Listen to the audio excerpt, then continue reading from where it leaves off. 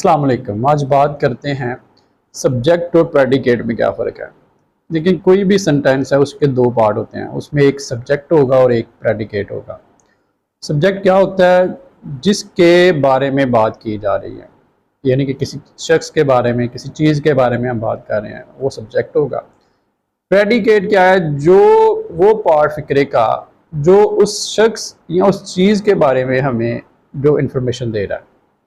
Like Ali is playing cricket. इसमें अली जो है वो सब्जेक्ट है, इज प्लेइंग क्रिकेट प्रेडिकेट है। प्रेडिकेट की एक और निशानी ये है कि इसमें वर्ब होगा, फेल होगा फिक्रे। तो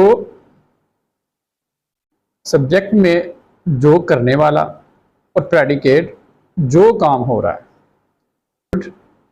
थैंक्स अ लॉट, शुक्रिया।